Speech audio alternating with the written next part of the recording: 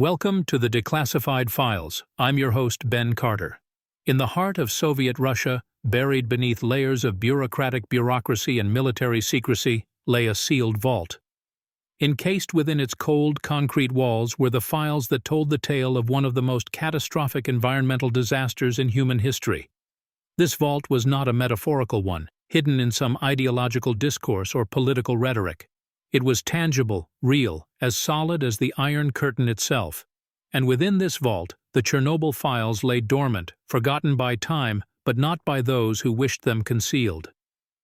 The Chernobyl files, as they've come to be known, are a collection of classified documents, personal testimonies, and scientific analyses that detail the events leading up to, during, and following the Chernobyl nuclear disaster on April 26, 1986. They are the silent witnesses to the Soviet Union's desperate attempts to conceal the magnitude of the disaster from the world, and even from its own people. These files, long shrouded in secrecy, were never meant to see the light of day. They were the Soviet Union's silent confession, its testament to the power of nuclear energy and the fatal consequences of its misuse. The files exposed the layers of deception that were woven to hide the truth about the disaster and how the government and its officials went to great lengths to maintain the illusion of control and invulnerability. The information contained in the Chernobyl files is not easily digestible.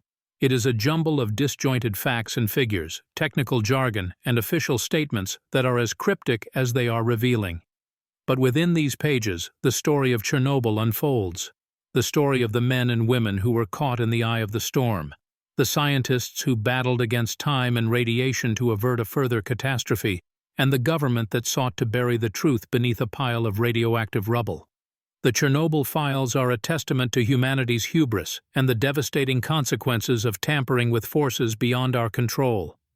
They serve as a chilling reminder of the destructive power of nuclear energy when left unchecked, and the lengths to which governments will go to preserve their image and power. The Chernobyl files, once sealed and forgotten, now offer a glimpse into a past that was meant to remain hidden. They reveal the truth about the Chernobyl disaster, a truth that was buried under layers of secrecy, deceit, and fear. A truth that, despite all attempts to suppress it, has emerged from the darkness to shed light on one of the darkest chapters in human history. The Chernobyl files first surfaced in the public sphere in the early 1990s, after the dissolution of the Soviet Union. The event that had been shrouded in a veil of secrecy and misinformation for years was suddenly opened up for scrutiny.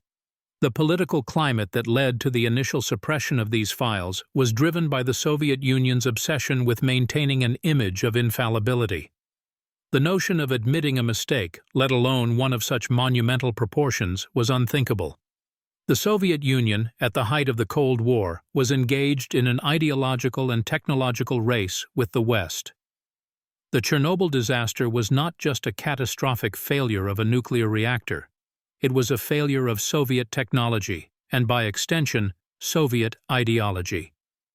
The decision to suppress the information was an act of self-preservation. The Soviet Union was already struggling with a stagnating economy and growing dissatisfaction among its populace. An admission of such a colossal blunder could have triggered a crisis of confidence in the regime, potentially destabilizing it. The government chose instead to hide the truth, opting for a path of deception and denial. The creation of the Chernobyl files was an act of necessity, a byproduct of the disaster management and subsequent investigations.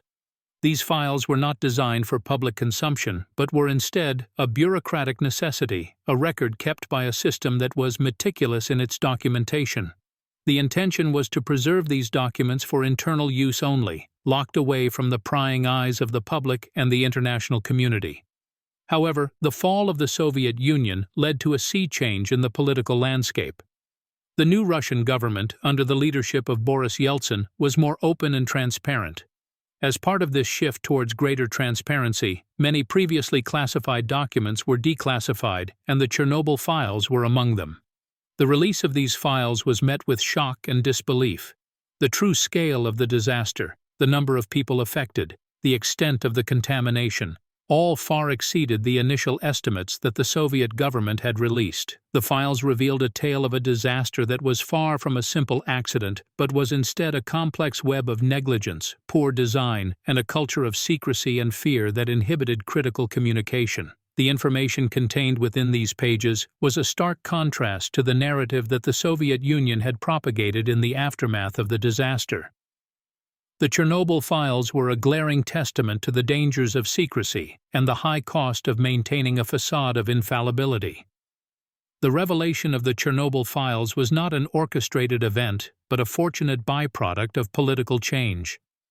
When the Soviet Union fell, its secrets did not die with it. They simply changed hands.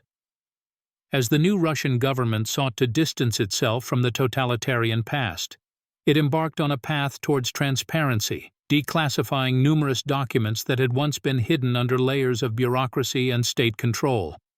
The Chernobyl files were among these. The discovery of these files was no less than a bombshell. It was journalists who first brought them to light, combing through the newly accessible archives and unearthing the shocking truths about the Chernobyl disaster that had been buried for so long. As the files became public, their contents were disseminated through media outlets, not just within Russia, but around the world. The reaction was immediate and profound. The public was horrified by the revelations, their shock amplified by the stark contrast between the truth and the narrative they had been fed for years. The anger was palpable as people grappled with the reality of the deception that had been perpetrated by their own government. There was also a profound sense of betrayal as the extent of the lies and cover-ups became apparent. The Soviet government's handling of the disaster, already a source of criticism, was now viewed in a far more damning light. The government's reaction was a measured one. While acknowledging the mistakes of the past, it also defended its actions, arguing that the secrecy was necessary at the time for national security and to avoid panic. The declassification of the files was presented as an act of openness and accountability, a sign of the new Russia's commitment to transparency. But the damage had been done. The veil of secrecy had been lifted, and the Chernobyl files had laid bare the stark reality of the Soviet Union's failures and deceptions. The truth, once hidden, was now out in the open for all to see. The Chernobyl disaster was no longer just a tragic accident. It had become a symbol of the dangers of secrecy, the corrosive effects of lies, and the high price of political hubris. In the intricate dance of deceit that was the Chernobyl cover-up, several key figures and organizations played pivotal roles. These were the individuals and entities that held the reins of the narrative, dictating the flow of information and shaping the public perception of the disaster. At the apex of this elaborate structure was the Central Committee of the Communist Party of the Soviet Union. The ultimate authority in the USSR, the Central Committee controlled all aspects of the state, including the flow of information. This was the body that orchestrated the cover-up, making the decision to suppress the true extent of the Chernobyl disaster and setting in motion a series of actions that would maintain the facade of normalcy. Within the Central Committee, several individuals stood out. One of these was Mikhail Gorbachev, the General Secretary of the Communist Party. Gorbachev was the de facto leader of the USSR during the Chernobyl disaster, and thus the final responsibility for the handling of the crisis rested on his shoulders. While there is no concrete evidence that Gorbachev was personally involved in the cover-up, it is clear that he was aware of the full extent of the disaster, and yet chose to remain silent. Next in line were the members of the Politburo, the Executive Committee of the Communist Party. These were the individuals who implemented the Central Committee's directives, coordinating the various agencies and organizations involved in the cover-up. Among them, Boris Shcherbina, who was assigned to oversee the Government Commission on Chernobyl, played a significant role in the concealment of the disaster's effects. Below the Politburo, a network of state agencies and organizations played their part in the cover-up. The Ministry of Health, responsible for assessing and managing the health risks of the disaster, downplayed the radiation dangers, contributing to the false narrative of safety. The KGB, the main security agency, was tasked with suppressing any information that could contradict the official narrative, effectively silencing those who tried to reveal the truth. Meanwhile, the State Committee for Television and Radio Broadcasting controlled the media narrative, ensuring that the news reaching the Soviet public was carefully sanitized and stripped of any alarming details about the disaster. This played a crucial role in maintaining the illusion of safety and normalcy. The Chernobyl cover-up was a massive and complex operation involving numerous individuals and entities, all working in concert to hide the true scale of the disaster. The chain of command, stretching from the highest echelons of power down to the state-controlled media, was efficient and ruthless, effectively keeping the Soviet public and the wider world in the dark. The Chernobyl files have since revealed the extent of this deception, shining a light on the lengths the Soviet Union was willing to go to protect its image and control the narrative. The Chernobyl files, a collection of reports, transcripts, images, and witness testimonies, provide a stark account of the orchestrated deceit that was in play. Yet these files also contain a myriad of contradictions, missing pages, and suspicious redactions that continue to fuel ongoing debates. Meticulous examination of these documents reveals the intricate web of misinformation that was woven to maintain the illusion of control. One such document is a report from the Ministry of Health dated May 1986, a month after the disaster. The report states that the radiation levels in the affected areas were within normal limits. This claim starkly contradicts the eyewitness accounts of the first responders, the liquidators, who reported debilitating symptoms of radiation sickness. These symptoms ranged from severe nausea and headaches to hair loss and skin burns, all telltale signs of acute radiation syndrome. Images, too, tell a story of their own. Photographs taken by KGB agents of the reactor post-explosion show a gaping hole in the roof, contradicting official statements that the reactor was intact and under control. While the images were not made public until years later, they provide visual evidence of the scale of the catastrophe that was being downplayed.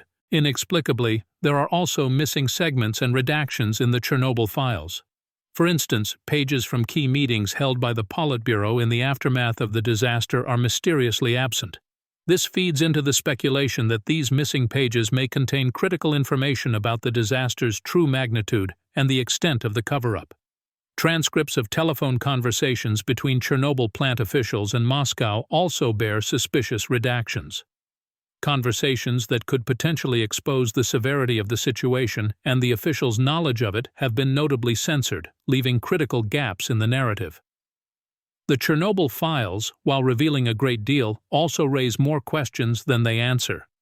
The contradictions, the missing pages, and the redactions all signal at a deeper level of obfuscation. They suggest that the full extent of the Chernobyl cover-up is yet to be uncovered, and that the secrets of the disaster continue to lurk in the shadows of the files, waiting to be unearthed. Amidst this entanglement of secrecy and misinformation, the role of the media, researchers, and popular culture have been pivotal in shaping public understanding of the Chernobyl disaster. Media coverage in the immediate aftermath was tightly controlled by the Soviet government. The state-owned news agency, TASS, reported a minor incident at the Chernobyl nuclear plant 2 days after the explosion. The report was brief, assuring the public that measures were being taken to deal with the situation. However, as radiation levels spiked across Europe, international journalists began to question the official narrative. Western scientists and researchers, using their own radiation detection equipment, confirmed a nuclear disaster of unprecedented scale. The international media began to broadcast images and stories that contradicted the Soviet Union's reassurances, forcing the government to admit to a catastrophe. Over time, the Soviet government's narrative began to shift. By August 1986, Soviet officials acknowledged the magnitude of the disaster at an International Atomic Energy Agency meeting in Vienna. The government's initial denial, followed by reluctant admissions, fostered a deep-seated mistrust in official narratives, a sentiment that still resonates today. In the years following the disaster, researchers worldwide have worked to piece together the events leading up to and following the Chernobyl explosion. Their findings, often at odds with the official narrative, have shed light on the true extent of the disaster and the subsequent cover-up, helping to counter the misinformation and fill in the gaps left by redacted or missing documents. Popular culture, too, has played a significant role in shaping public perception. The 2019 HBO miniseries, Chernobyl, brought the disaster and its aftermath into sharp focus for a global audience. While some elements were dramatized, the series largely adhered to the known facts and drew attention to the brave individuals who risked their lives in the immediate aftermath.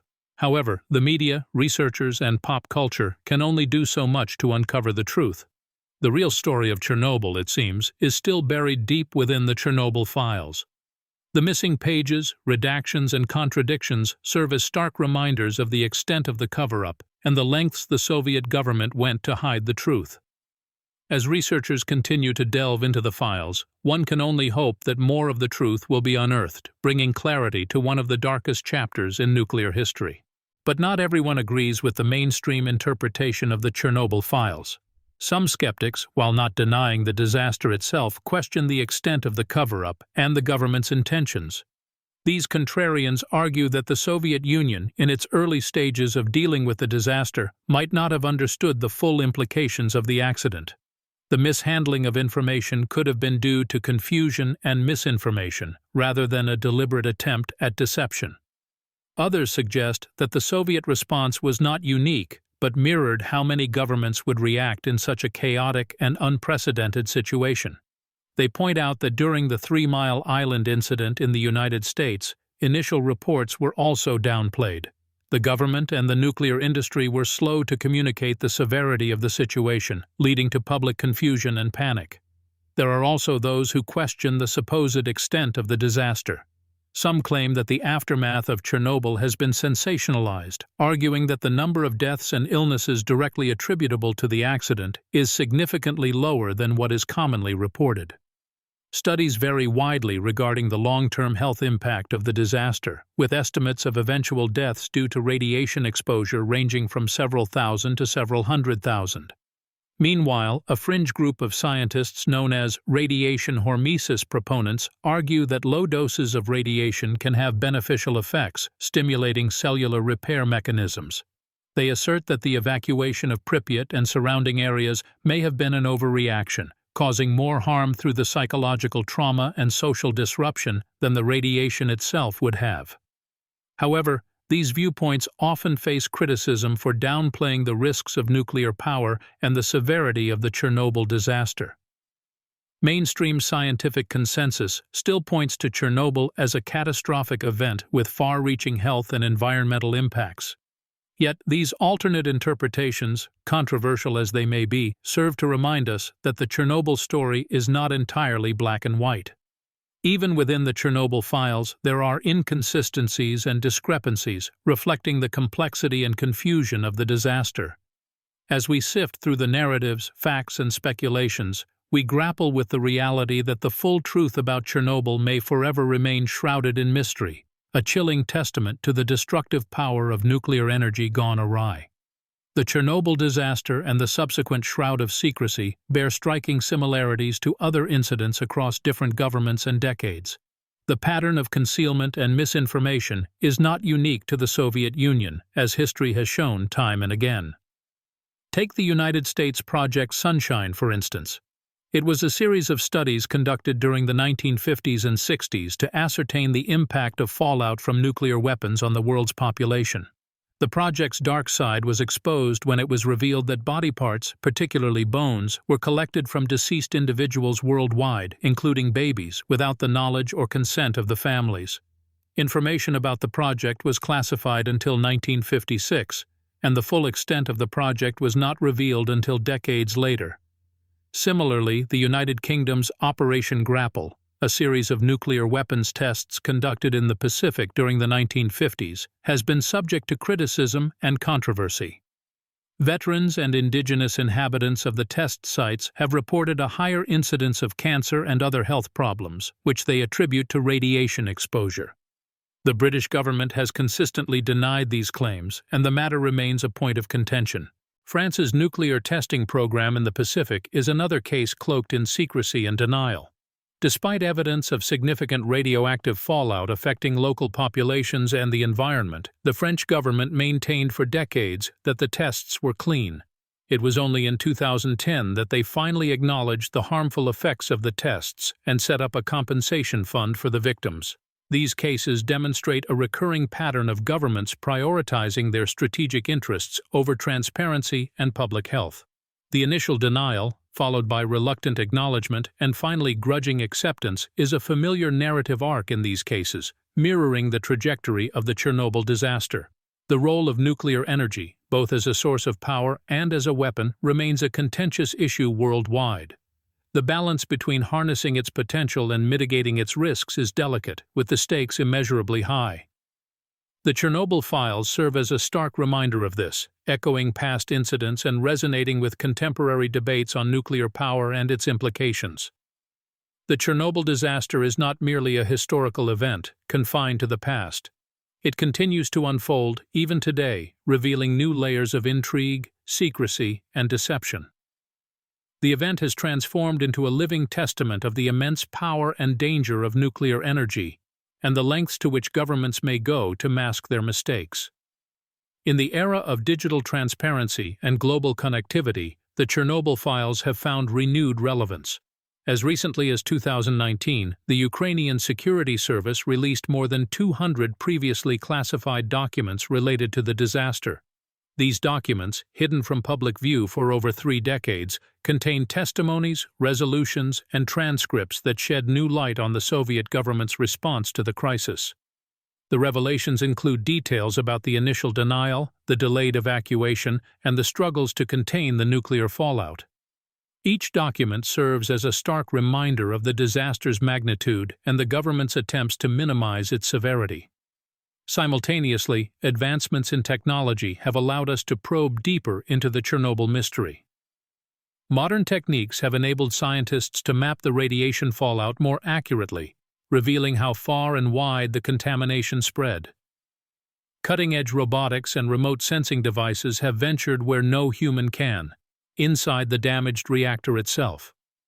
These explorations have uncovered surprising data about the state of the reactor and the lingering radiation, challenging previous assumptions and raising new questions. Furthermore, geopolitics continue to shape the narrative of the Chernobyl disaster. The ongoing tensions between Russia and Ukraine have seeped into the discourse, influencing the interpretation of the event and its aftermath. Disputes over the long-term health effects of the disaster, the cleanup operations, and the exclusion zones management have become entangled with wider political disagreements. The Chernobyl disaster, therefore, remains a living, evolving entity. Its story continues to be written, shaped by newly released documents, technological advances, and geopolitical shifts. The Chernobyl files serve as a mirror, reflecting the complexities and contradictions of our nuclear age. They compel us to confront uncomfortable truths about power, responsibility, and the fragile balance between technological progress and human vulnerability. The full extent of the Chernobyl disaster's ramifications may never be entirely known. The enigma that is Chernobyl persists, reminding us of the profound, enduring consequences of humanity's hubris. In the heart of the Ukrainian countryside, the rusting silhouette of the Chernobyl sarcophagus, a solemn reminder of the past, looms against the sky, embodying the unresolved paradoxes of the nuclear age. It is a symbol of power and peril, secrecy and revelation, truth and deception. As we delve deeper into the Chernobyl files, we are confronted with the unsettling reality that the nuclear disaster was not an isolated incident but a manifestation of systemic flaws, an underlying culture of secrecy, an unrelenting pursuit of power, and a disregard for human life and environmental safety. The Soviet government's attempts to obscure the truth, to minimize the extent of the disaster, and to evade responsibility were not merely a response to a crisis, but rather symptomatic of an entrenched mindset that prioritized state image over public welfare. The Chernobyl disaster serves as a stark reminder of the perils of secrecy and the potential consequences of unchecked power. It underscores the importance of transparency, accountability, and the pursuit of truth. It is a testament to the resilience of the human spirit, to the courage of those who risked their lives to contain the disaster, and to the continual efforts of scientists, researchers, and journalists who strive to uncover the truth and hold power to account. Moreover, the Chernobyl files challenge us to reflect on the nature of knowledge itself. They reveal how information can be manipulated, hidden, and controlled, how truth can be obfuscated behind layers of bureaucracy and political convenience, how the pursuit of knowledge can become a struggle against the forces of ignorance, fear, and deception.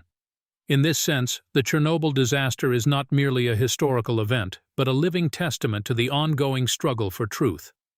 It is a narrative that continues to evolve, shaped by new revelations, technological advances, and shifting geopolitical landscapes. It is a story that compels us to question, to investigate, to challenge the status quo. As we delve into the Chernobyl files, we are not just unearthing the past, we are engaging with the present and the future. We are grappling with the profound questions that the disaster poses about power, secrecy, and the human condition. And in doing so, we are reminded of the enduring power of truth, the courage required to seek it, and the necessity of holding those in power accountable. These are the lessons of Chernobyl, etched into the pages of the Chernobyl files, a testament to the human capacity to confront and learn from our darkest moments.